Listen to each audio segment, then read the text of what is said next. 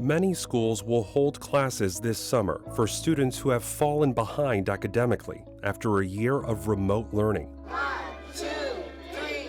If we know of general education children are suffering, then there's no doubt in our minds that students with disabilities are struggling even more.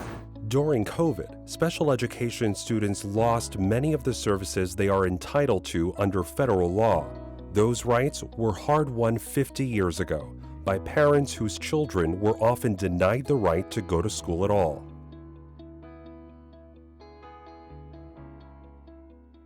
Look at face, look at Montana. Look at a face. Wait, let me see. My two children, they both have IEPs, which stands for Individualized Education Plan, which calls for them to receive speech and language therapy, occupational therapy, physical therapy, and a one-to-one teacher. What page it is? I'm 27 years old. I live in Staten Island. I'm a single mother to two children. Jesmaya is 9 and my son Jessiel is 5. The education system currently is failing them. It's not as easy as it should be for parents to be able to get what they need for their children in regards to special education services. Pre-COVID, there were constant stories from parents. A lot of times children were being taught under a stairwell or in a makeshift closet that wound up having to be made into a classroom. Vasquez says her daughter, who has special needs, has not received the full complement of services she requires. We've been suffering long before the pandemic. I fought to try to get my daughter placed in a state-approved school. She attended briefly, and, then the pandemic happened. The origins of the special education system, which today serves the needs of children with mild to profound disabilities, date back 50 years when parents fought to ensure their children would get a chance to attend public school. Many kids with disabilities in New York City, but around the country, were not in public school. The message was very clear. You can't learn like other kids because you're different. It was a time when children were routinely barred from attending public school with their peers on the basis of IQ. Thousands ended up being locked away in so-called state schools. Massive residential institutions like Pennhurst outside Philadelphia. Pennhurst opened in 1908 for the care and support of people with what is now intellectual disability. In those days, the term was feeble-minded. And so society provided a way for families to put their children, thinking it was like a boarding school, a place that was safe and they would learn. Well, they couldn't learn in public school very easily. Nobody knew how to teach kids who were different. Then in July 1968, for 5 straight nights on local television in Philadelphia, a reporter named Bill Baldini showed families and the public what was really happening to children inside Pennhurst.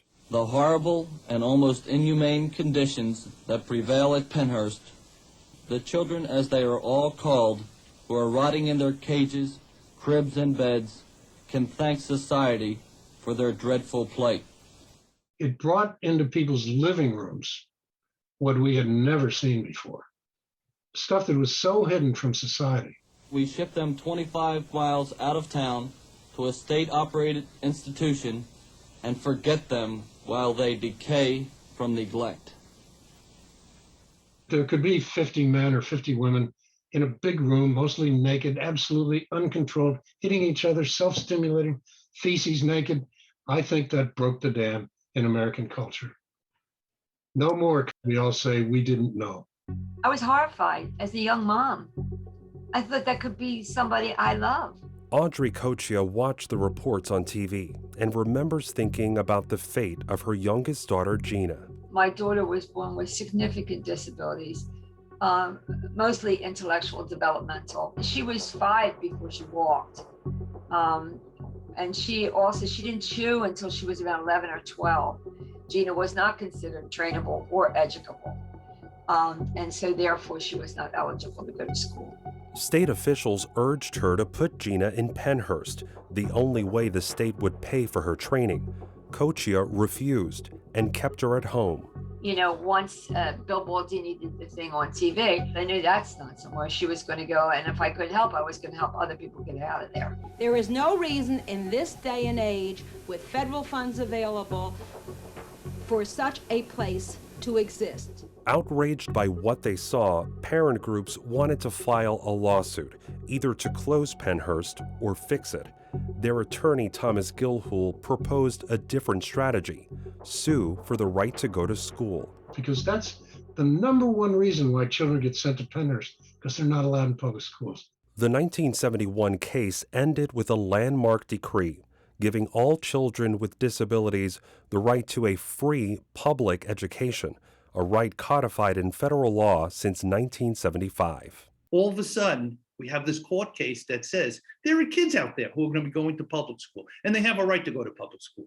Now let's educate them. Now, it doesn't mean the kid's going to be put into general ed or that the kid's going to get chemistry and physics. They're supposed to start almost with a blank slate.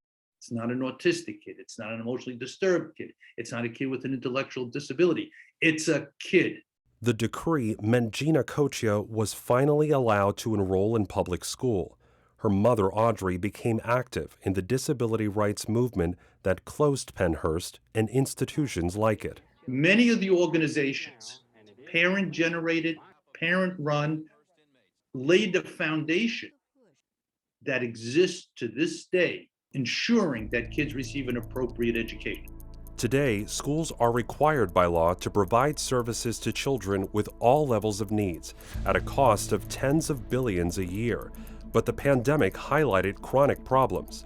There is a shortage of trained teachers, and students with disabilities who are low income or students of color often have fewer services available to them. We have to unpack and address educational racism. These children are the ones that wind up getting suspended. These young people are the ones that lose interest in learning if we don't do things the right way. And Lisa Vasquez is still unsure what her children's education will look like when in-person learning resumes this fall. All the odds are stacked against us. I have to wake up every day and fight. And if it's gonna take me the rest of my life to achieve justice, then so be it.